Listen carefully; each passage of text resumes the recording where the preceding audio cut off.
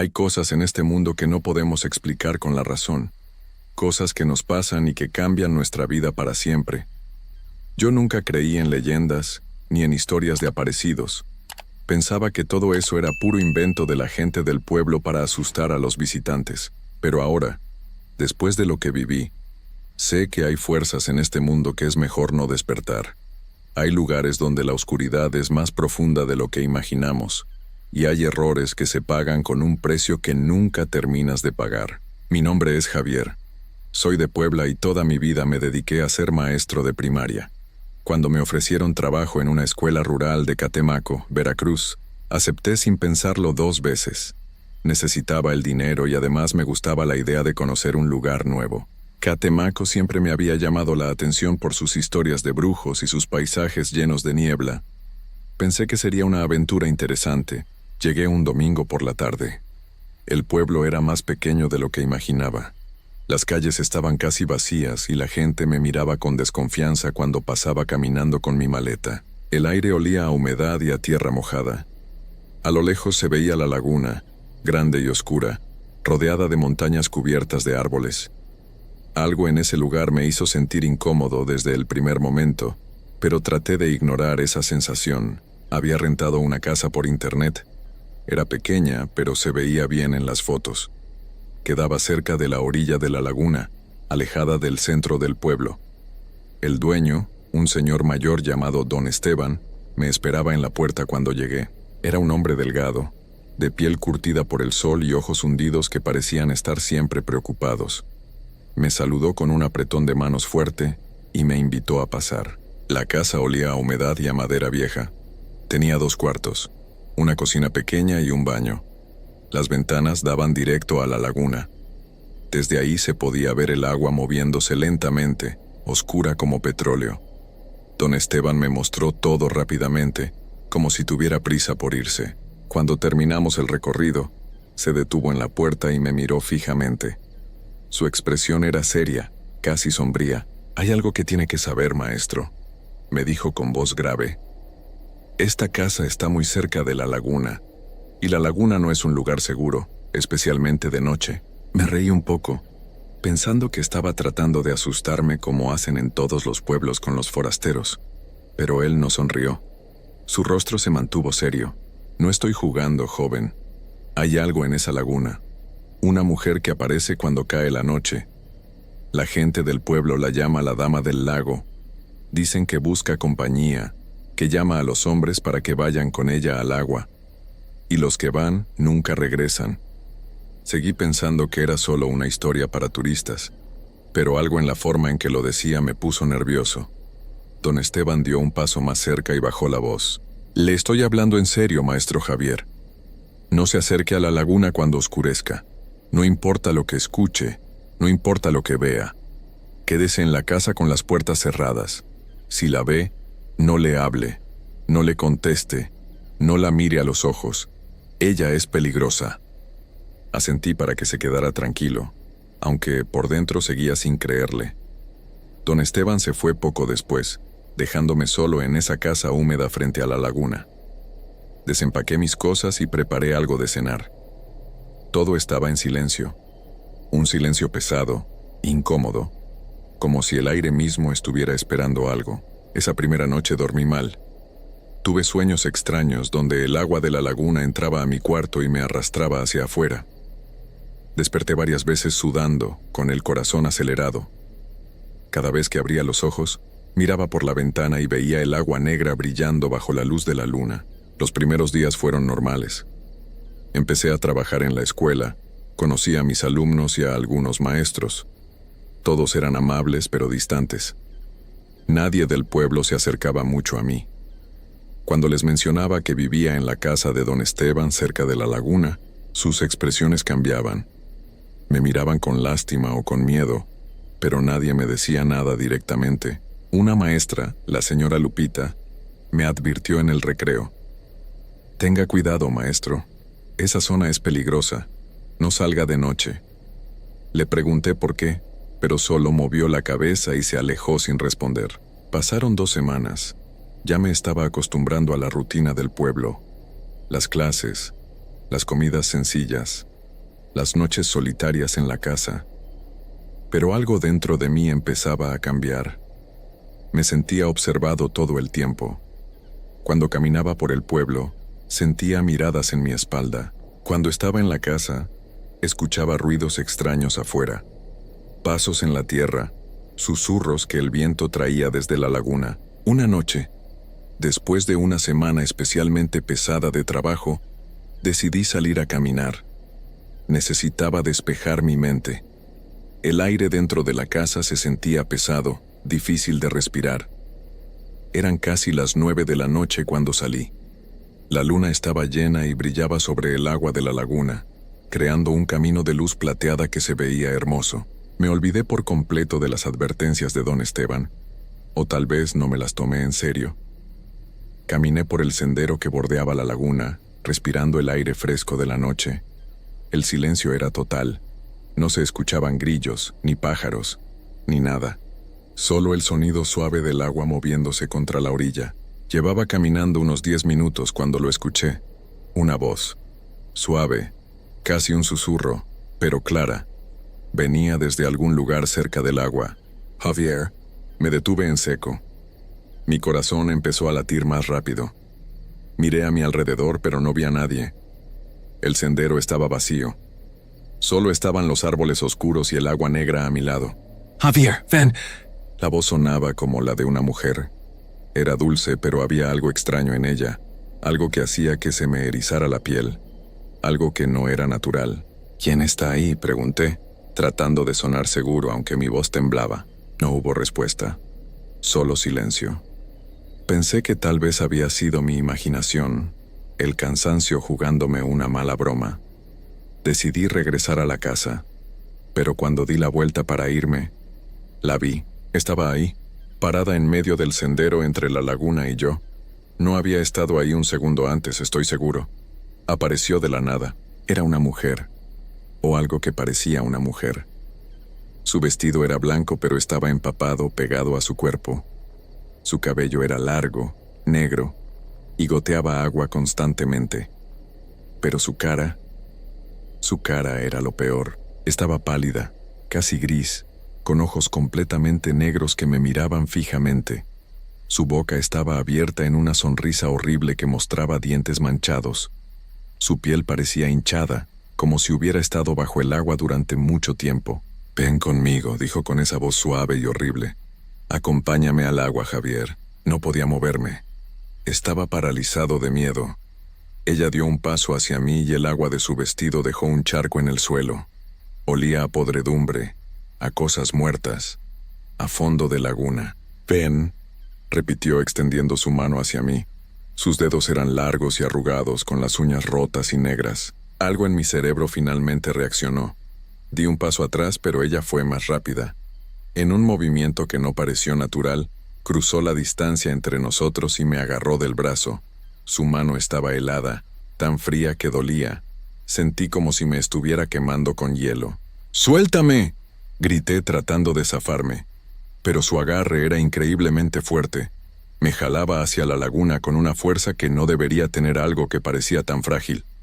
El pánico me dio fuerzas. Me solté con un tirón violento y empecé a correr. Corrí como nunca había corrido en mi vida, sin mirar atrás, con el corazón saliéndose de mi pecho. Podía escuchar sus pasos detrás de mí, el sonido del agua cayendo de su cuerpo mientras me perseguía. «Javier, regresa, ven conmigo». Su voz sonaba cada vez más cerca, más urgente, más desesperada. Seguí corriendo hasta que llegué a la casa. Abrí la puerta de un golpe, entré y la cerré con llave. Me quedé ahí, respirando agitadamente, esperando escuchar que ella llegara a la puerta. Pero después de unos minutos todo quedó en silencio. Me senté en el suelo con la espalda contra la puerta temblando. No podía creer lo que acababa de pasar. Tal vez había sido una alucinación. Tal vez el cansancio me había hecho ver cosas. Traté de convencerme de eso, pero en el fondo sabía que lo que vi había sido real.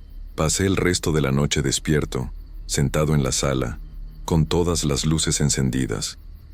Cada ruido me hacía saltar, cada sombra parecía moverse. Cuando finalmente amaneció, Me sentí un poco más tranquilo. La luz del día hacía que todo pareciera menos amenazante. Fui al baño a lavarme la cara. Cuando me quité la camisa, vi algo que hizo que el miedo regresara con toda su fuerza. En mi brazo, exactamente donde la mujer me había agarrado, había una marca. No era un moretón normal. Era una huella de mano perfectamente definida, de un color morado oscuro casi negro. La piel alrededor estaba hinchada y se veía enferma, como si estuviera empezando a pudrirse. Intenté tocarla y sentí un dolor agudo que me hizo gritar. La marca estaba fría, mucho más fría que el resto de mi piel, y parecía estar palpitando, como si tuviera vida propia. Entré en pánico. Me vestí rápidamente y fui a buscar a don Esteban. Lo encontré en su casa en el centro del pueblo. Cuando abrió la puerta y vio mi cara, supo inmediatamente que algo malo había pasado. «Usted fue a la laguna anoche, ¿verdad?», dijo sin siquiera saludarme. Asentí, incapaz de hablar. Le mostré la marca en mi brazo. Don Esteban se puso pálido. Se quedó mirando la marca durante varios segundos antes de hablar. «Esa es la marca de la Dama del Lago», dijo con voz temblorosa. «Usted está marcado ahora, maestro. Ella lo tocó y ahora a usted le pertenece. No lo va a dejar en paz. Va a venir por usted cada noche hasta que logre llevarlo al agua». «¿Qué puedo hacer?», pregunté desesperado. «Tiene que haber algo, alguna forma de quitarme esto». Don Esteban negó con la cabeza lentamente. «No hay forma de quitárselo. Una vez que ella lo marca es para siempre. Pero hay algo que puede hacer para mantenerla alejada, al menos temporalmente. Tiene que ir con el brujo del pueblo. Él es el único que sabe cómo tratar con ella». Me dio la dirección de un hombre llamado Don Refugio, que vivía en las afueras del pueblo, en una casa rodeada de árboles. Fui inmediatamente. La casa era pequeña y oscura, llena de frascos con líquidos extraños y plantas secas colgando del techo. Don Refugio era un hombre muy viejo, con el pelo completamente blanco y ojos que parecían ver más allá de lo que uno mostraba. No tuve que explicarle nada. En cuanto me vio, supo por qué estaba ahí. Me hizo mostrarle la marca y soltó un suspiro pesado. «La dama lo ha marcado», dijo. «Esto es muy malo, ella no descansará hasta tenerlo». «¿Puede ayudarme?», le supliqué. Don Refugio fue a una esquina de su casa y preparó una mezcla de hierbas. Eran plantas que nunca había visto, con olores fuertes y colores oscuros. Las puso en varias bolsitas de tela. «Ponga estas hierbas en todas las entradas de su casa, en las puertas, en las ventanas, en cualquier lugar por donde algo pueda entrar.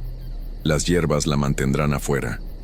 Ella no podrá cruzar mientras estén ahí, pero tiene que renovarlas cada 3 días, porque pierden su poder».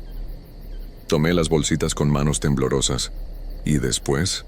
¿Cuánto tiempo tengo que hacer esto?». Don Refugio me miró con tristeza. «Por el resto de su vida, si es que decide quedarse cerca de la laguna. Ella nunca lo olvidará. Nunca dejará de buscarlo. La única forma de estar a salvo es irse lejos de aquí, muy lejos, a un lugar donde no haya agua. Pero aún así, en sus sueños ella lo encontrará, porque ya está conectado a ella». Regresé a la casa con las hierbas. Hice exactamente lo que Don Refugio me dijo. Coloqué las bolsitas en cada puerta, en cada ventana. Enterré algunas en las esquinas de la casa. El olor era fuerte, casi insoportable, pero si eso me mantenía a salvo, valía la pena. Esa noche me quedé despierto esperando, y como Don Refugio había advertido, ella vino. Alrededor de las 11 de la noche, escuché pasos afuera, pasos lentos, pesados, acompañados del sonido de agua goteando. Me asomé por la ventana con cuidado y la vi. Estaba ahí, parada frente a mi casa, mirando hacia la puerta principal. Su vestido blanco brillaba bajo la luz de la luna. Su cara horrible estaba vuelta hacia mi ventana, como si supiera exactamente dónde estaba yo. «Javier», su voz atravesó las paredes. «Sal, ven conmigo, te estoy esperando». Me alejé de la ventana tapándome los oídos. Pero su voz seguía llegando, clara y persistente. «No puedes esconderte para siempre, eres mío ahora. Ven al agua conmigo».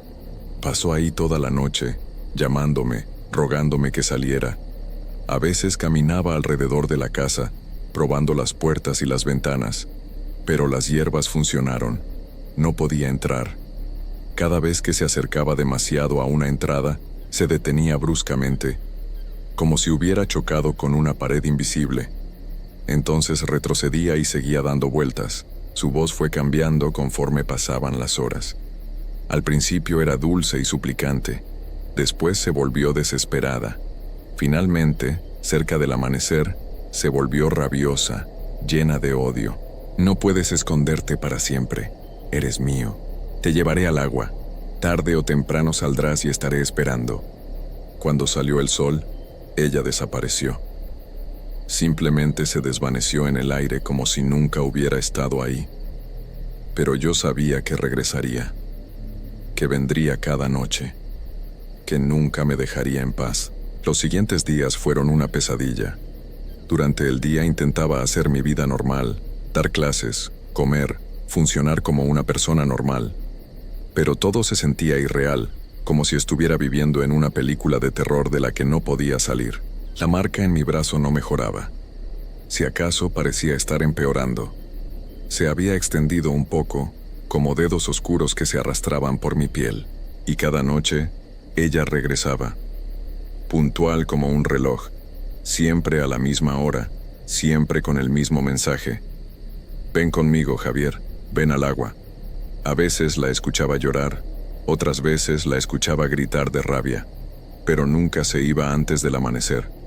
Renovaba las hierbas cada 3 días, tal como Don Refugio me había indicado. Pero sabía que esto no podía durar para siempre.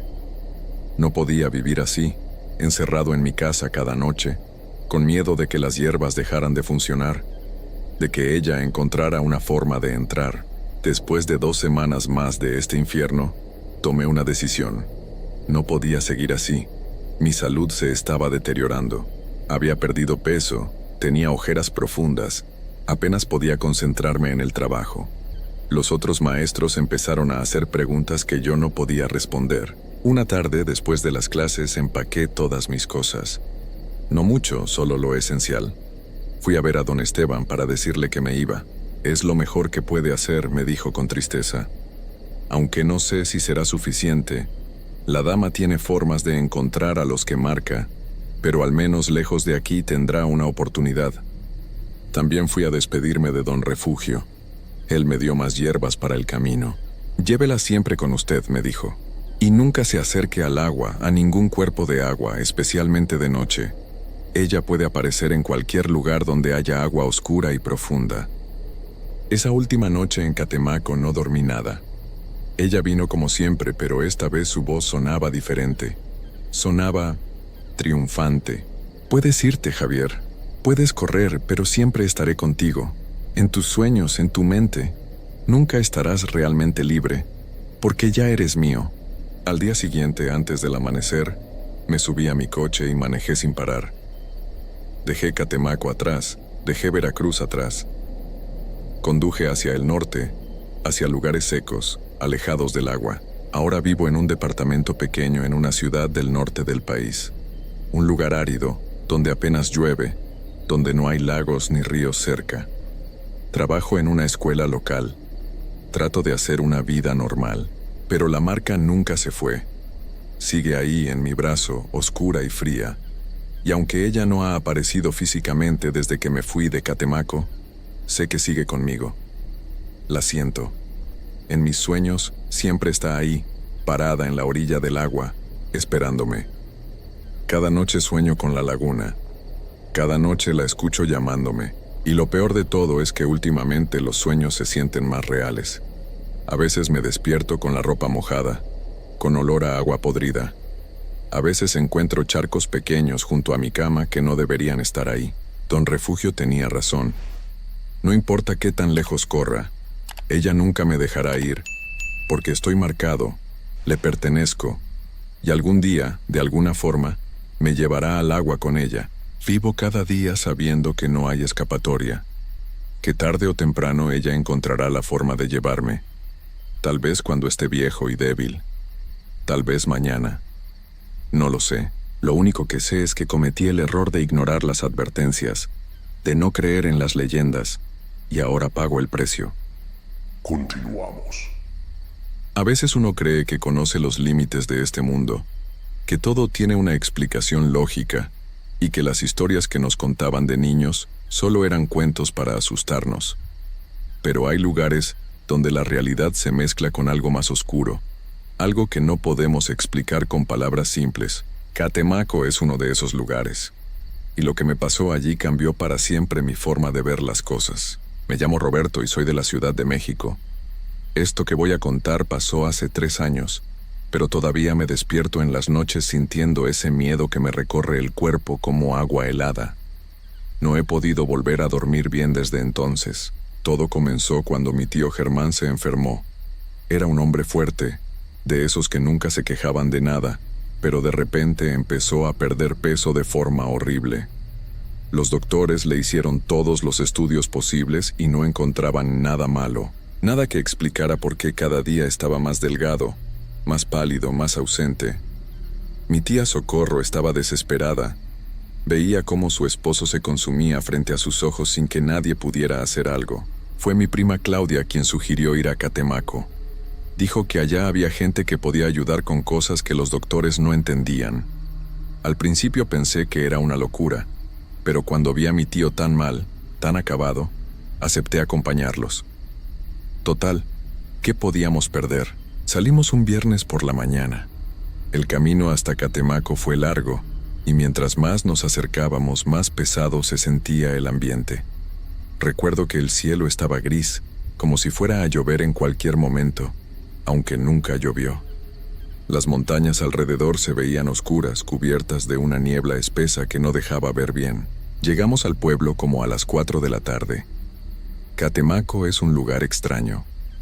Por un lado tiene su lago hermoso y sus calles llenas de turistas buscando limpias y amuletos.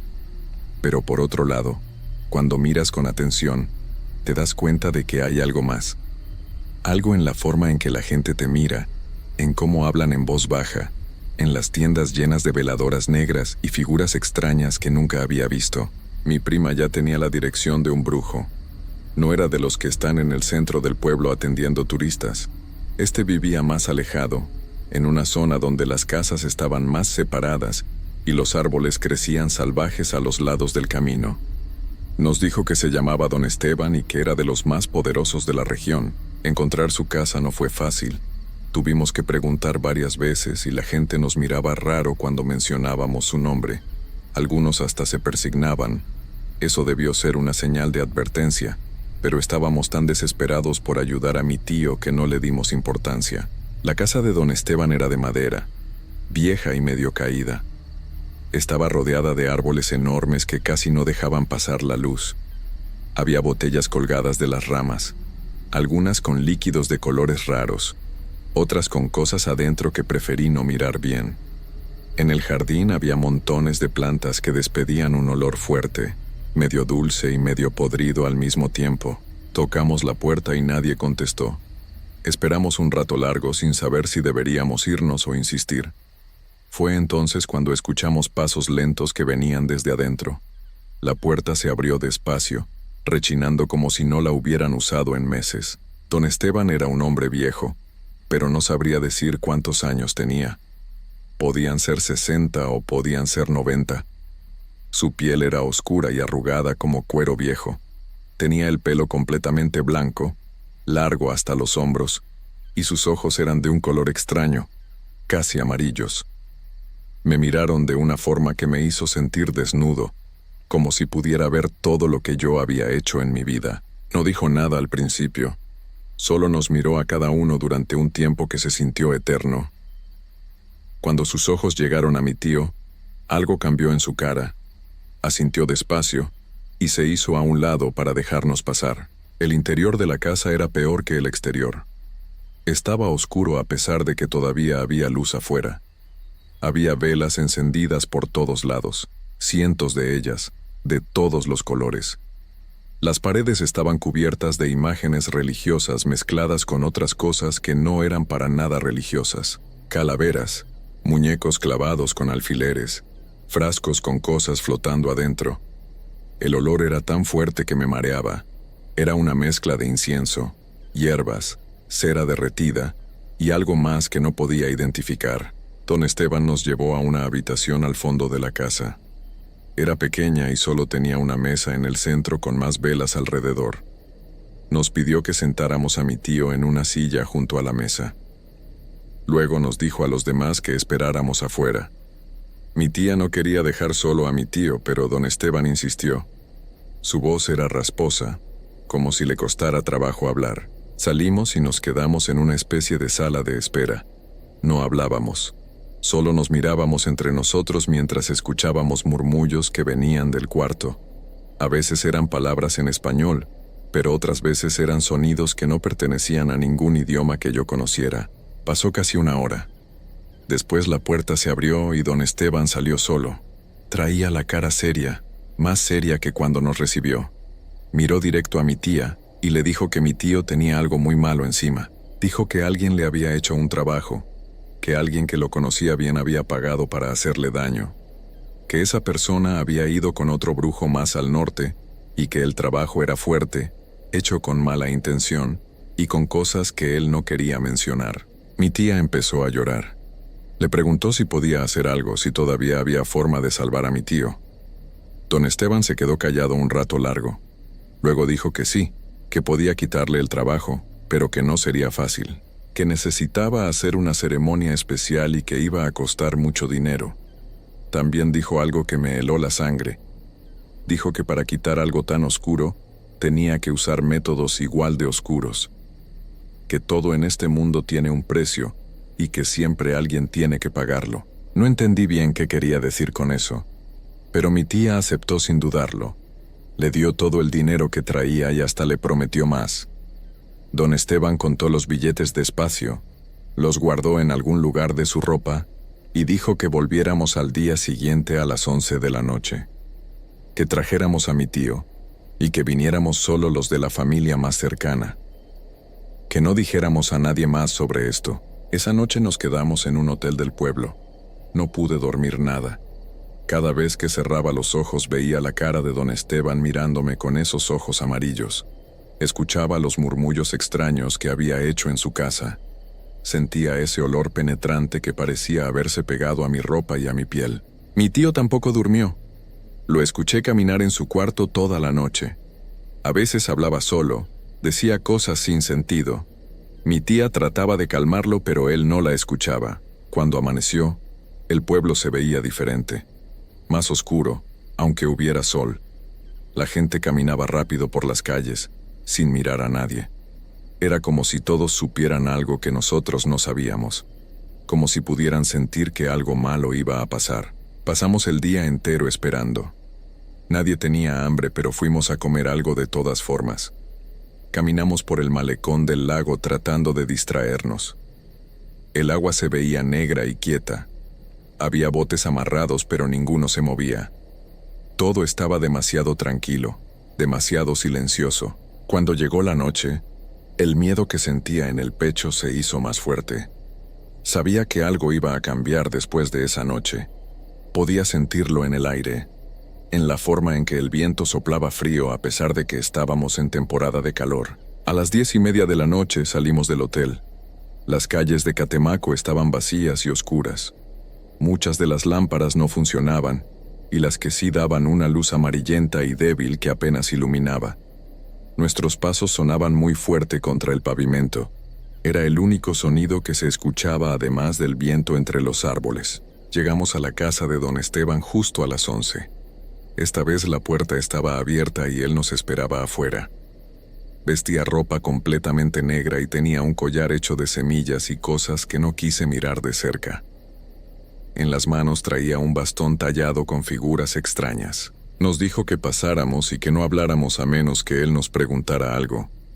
Su voz sonaba más ronca que el día anterior, como si hubiera estado gritando por horas. Caminamos detrás de él hasta el mismo cuarto del fondo, pero ahora todo estaba diferente. Habían movido la mesa a un lado, y en el piso había dibujado un círculo enorme con lo que parecía ser sal mezclada con algo rojo. Dentro del círculo había símbolos que nunca había visto, hechos con cuidado y precisión. Alrededor había cientos de velas negras encendidas. El humo que salía de ellas era espeso y olía a azufre, a tierra mojada y a algo dulce que me revolvía el estómago. Don Esteban le dijo a mi tío que se sentara en el centro del círculo. Mi tío obedeció sin decir nada. Se veía peor que en la mañana. Tenía los ojos hundidos y la piel gris. Temblaba, aunque hacía calor en ese cuarto. A nosotros nos dijo que nos sentáramos fuera del círculo, en unas sillas que estaban contra la pared. Nos advirtió que no importara lo que viéramos o escucháramos, no debíamos movernos de ahí ni entrar al círculo. Que si lo hacíamos, las consecuencias serían terribles para todos. Empezó la ceremonia. Don Esteban caminaba alrededor del círculo murmurando palabras en un idioma que no era español. A veces levantaba los brazos hacia el techo, otras veces se agachaba y tocaba el suelo con las manos. Sacó un frasco con un líquido oscuro y empezó a rociar a mi tío con él. El olor que salía de ese líquido era insoportable. Era como carne podrida mezclada con hierbas amargas. Mi tío empezó a sacudirse. Al principio eran temblores pequeños, pero luego se volvieron más violentos. Su cabeza se movía de un lado a otro como si tratara de quitarse algo de encima. Don Esteban subió la voz. Ya no murmuraba, ahora gritaba esas palabras extrañas con una fuerza que no parecía posible en un hombre de su edad. Las velas empezaron a temblar aunque no había viento. Algunas se apagaron solas y luego se volvieron a encender. La temperatura del cuarto bajó de golpe. Podía ver mi aliento cuando respiraba. Mi prima Claudia me agarró del brazo con tanta fuerza que me dejó marcas. Mi tía lloraba en silencio, con las manos juntas como si rezara. Entonces pasó algo que todavía no puedo explicar. Mi tío abrió la boca y empezó a salir algo de ella. No era vómito. Era como humo negro y espeso que se retorcía en el aire como si estuviera vivo. Don Esteban dejó de gritar y se quedó muy quieto, mirando ese humo con una mezcla de miedo y satisfacción. El humo se quedó flotando sobre mi tío por un momento que pareció eterno. Luego empezó a moverse hacia las paredes buscando una salida. Don Esteban levantó su bastón y empezó a golpear el aire como si estuviera peleando contra algo invisible. Gritaba más fuerte, palabras que lastimaban los oídos solo de escucharlas. El humo se arremolinó en el techo y de repente se lanzó contra don Esteban. Lo golpeó con tanta fuerza que lo tiró al suelo. Él se levantó rápido, más rápido de lo que debería poder moverse alguien de su edad, y siguió gritando esas palabras terribles. Sacó algo de su bolsillo, parecía tierra o ceniza, y lo lanzó contra el humo. Hubo un sonido horrible, como un grito que no era humano, pero tampoco era de ningún animal que yo conociera. El humo se retorció una última vez, y luego se desvaneció en el aire como si nunca hubiera estado ahí. El silencio que siguió fue peor que todos los gritos. Don Esteban estaba en el suelo respirando con dificultad. Tenía sangre saliendo de su nariz y de sus oídos. Se levantó despacio, apoyándose en su bastón, y le dijo a mi tío que saliera del círculo. Mi tío se paró con dificultad. Ya no temblaba. De hecho, se veía un poco mejor con más color en la cara. Mi tía corrió a abrazarlo y él la abrazó de vuelta. Por un momento pensé que todo había terminado, que don Esteban había logrado salvarlo, pero entonces vi la cara del brujo. No había triunfo en ella, solo había cansancio y algo que parecía tristeza. Nos miró a todos y dijo algo que nunca voy a olvidar.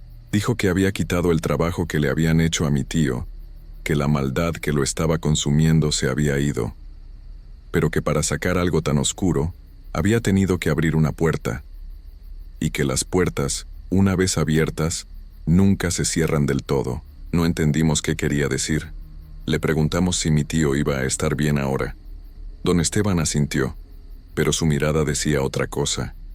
Dijo que mi tío iba a recuperarse, que volvería a ser el de antes, pero luego nos miró a mí, a mi prima y a mi tía, y dijo que algo había pasado esa noche, que al romper la maldición, parte de lo que estaba dentro de mi tío había saltado, que ahora estaba buscando un nuevo lugar donde quedarse.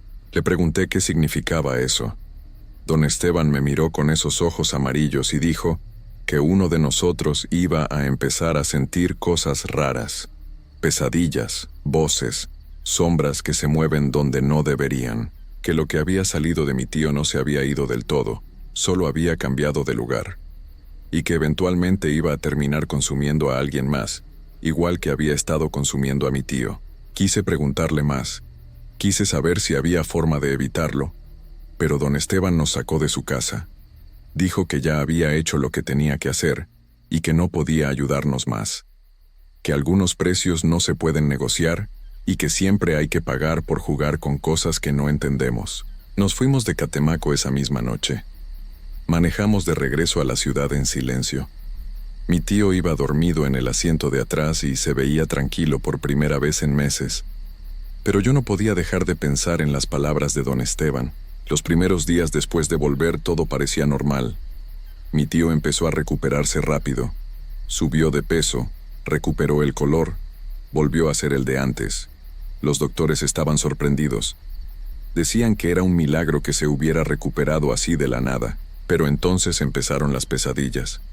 Primero fue mi prima Claudia. Me llamó llorando una noche diciendo que no podía dormir, que cada vez que cerraba los ojos veía cosas horribles. Sombras con formas que no deberían existir. Oía voces que le susurraban cosas en ese idioma extraño que había usado don Esteban. Luego empezó a adelgazar. Igual que mi tío. Perdía peso sin razón. Se veía más pálida cada día, más ausente.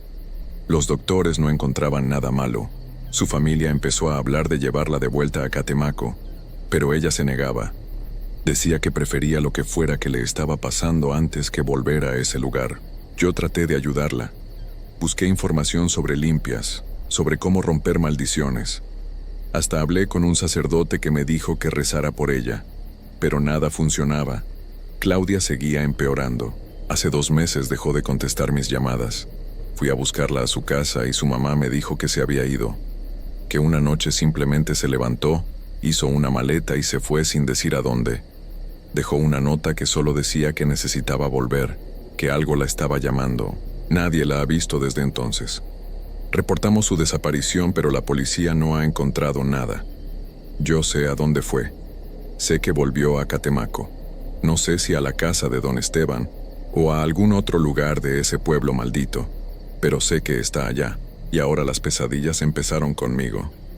Hace 3 semanas desperté en medio de la noche sintiendo que algo me observaba desde la esquina de mi cuarto.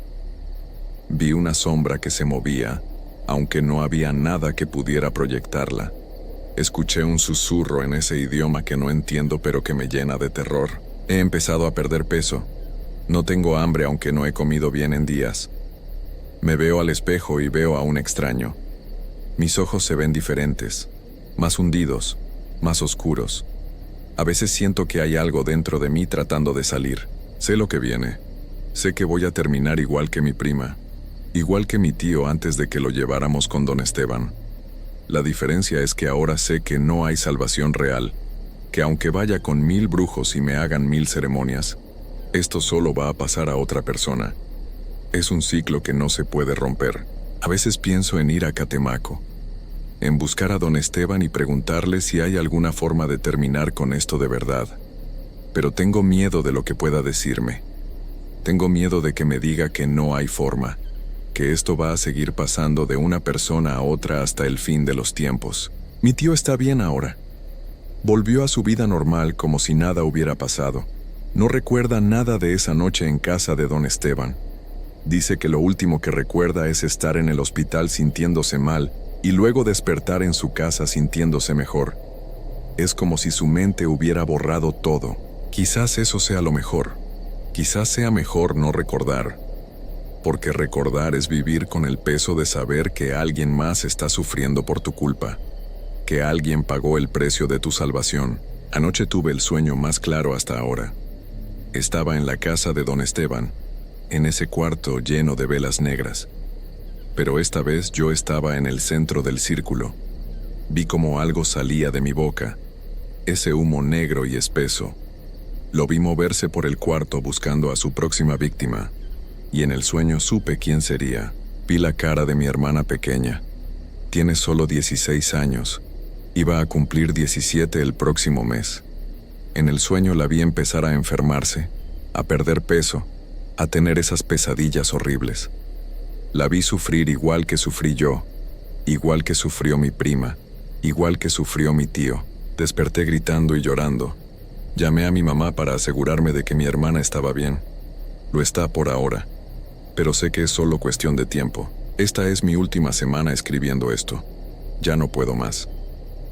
El peso de lo que hicimos, de lo que permitimos que pasara en esa casa de Catemaco, es demasiado. Cada noche las sombras se acercan más. Las voces son más claras. Puedo sentir esa cosa dentro de mí, creciendo, alimentándose de mi miedo y mi culpa. Mañana voy a volver a Catemaco, no para buscar ayuda. Ya sé que no hay ayuda posible.